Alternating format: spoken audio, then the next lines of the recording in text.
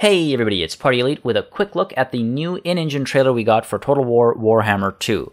The focus was quite clearly the Lizardmen as a faction, as the title suggests, but we do also get to watch some High Elves in action with many new units shown. So without any time wasted, let's dive right into this trailer breakdown.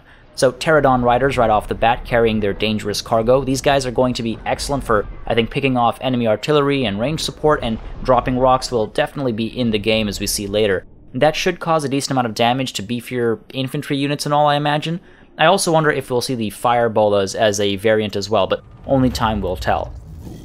Now we've got Mazdamundi talking to Temple Guard about the Lizardmen purpose of life, and they'll probably be the highest tier of infantry for Lizardmen. They'll be lightly armored, and I wonder if we'll have anti-large and anti-infantry variants. If on the field with a Slann, they should get immunity to psychology and cause fear as well, but I wonder if that'll be limited to sort of a radius around the Slann on the battlefield itself.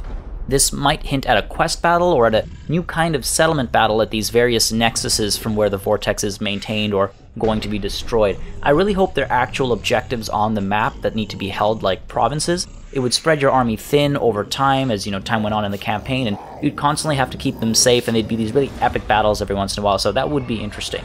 Now over here, that looks like a shot from a solar engine, whose presence is confirmed by things we'll see in just a little bit, and here we have a really nice overview shot where we see quite a few new units, a little hard to spot, but here's the full shot stitched together. Now we see the Pterodon riders, of course, right up here.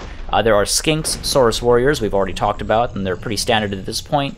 But this looks like Cold One cavalry, or Cold One riders, or whatever they're called. We'll probably get them in the form of like shock and melee cavalry as variants, and then I imagine they'll have maybe a buff to leadership as a translation of the cold-blooded trait. They'll cause fear probably, and will likely be an excellent hammer to the Skink and Saurus anvils. These two bad boys, they look like Bastillodons with solar engines with that yellow glow atop them. Now Bastillodons will probably have scaly skin, keeping them safer from ranged fire. I imagine they'll cause fear. I'd be afraid of this thing at least. Now, the solar engine will probably have its magical shots. I think we saw that, as I mentioned earlier already. So it'll probably be a shot, maybe with a cooldown is my guess, rather than being a constantly sort of firing piece. It might also give a leadership boost to units nearby and maybe reduce enemy melee attack and accuracy, so you'll want to send them near or into melee engagements and then yet keep them safe from anti-large units that the enemy might be fielding. We might also get the Arc of Sotek as a variant, and that I believe can fire weaker projectiles and maybe will be more of a move and shoot kind of deal, unlike the solar engine, which again I think will likely have a cooldown perhaps, or at least a very slow rate of fire. I think it would also increase weapon damage or melee attack of the Bastillodon itself or the troops nearby, but I'm really curious if it will provide a health regeneration to nearby Jungle Swarm units, and if Jungle Swarm will be a unit type for the Lizardmen, or will it, bring Jungle Swarm units back from the dead, or individuals I should say, so that'll be interesting to sort of explore and see how that builds out.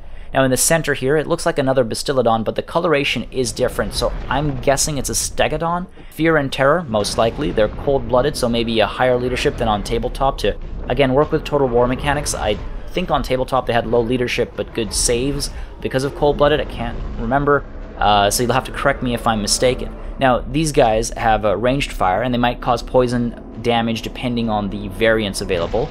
They'll also likely be pretty heavy hitters, possibly anti-infantry. Think a Ragnarok Spider. Now, could we get an Engine of the Gods atop an Ancient Stegodon variant, giving ward saves to friendly units nearby and burning alignment to bring added destruction, among other things? Who knows? We'll find out, but this, does at least let us know that we've got Stegodons coming. Now, finally, we have two Carnosaurs without anybody atop them, so let's make some guesses here. Maybe Fear, maybe Terror, Blood Roar for added leadership damage perhaps. Not really sure, but it's really nice to see the potential of dinosaur armies. That'll be awesome. Now we see sort of special delivery here, dropping the boulders, High Elf Archers opening fire, Eagle Claw, Bolt Thrower. Probably a decent range on this bad boy, likely anti-large, armor piercing, and easily destroyed. I think they'd probably do well against infantry as well, especially when infantry is clumped up. 20 bolts at a time sounds devastating.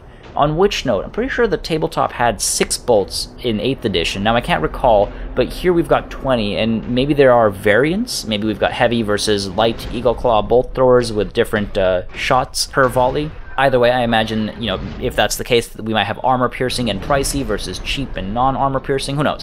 I'm just guessing here. Let me know what you guys think about that. Elf Spearmen in the back, looking suave as all hell, and no big deal there. We've seen them before, they're a pretty standard unit. In this next shot, we see they're probably activating Spear Wall there. Again, this is the second time we would have seen something like that in 2 videos.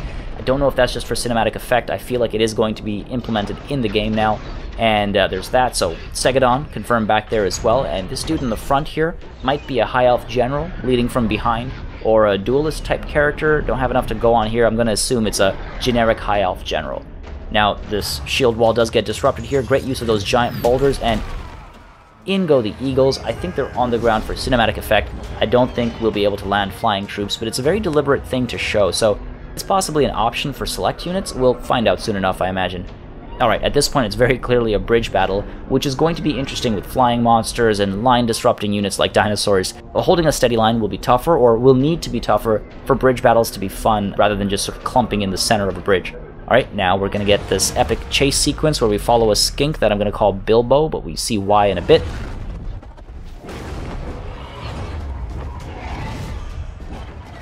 He's getting hunted down by this eagle, and now we clearly see the Bastiladons with their solar engines back there. Okay, now we've got what looks like Swordmasters. My guess is they'll be similar to great swords from the Empire, armor-piercing, anti-infantry. They might have the ability to deflect shots as if they had shields, sort of like the twirling axes of the Slayers. It'd be very helpful against range fire. We've also got this suspicious axe in the corner here, probably the White Lions. And then this mage is casting, I'm going to guess, Soul Quench perhaps, maybe some other magic missile, but it hits Bilbo square, and he passes out for most of the battle, so it's book Bilbo, not movie Bilbo. And then as he wakes up, we see some Saurus warriors back there beating on some high elves in the background, as the elf general decides, here's an easy target, I'll kill him and steal some credit, and not actually have to put myself in harm's way.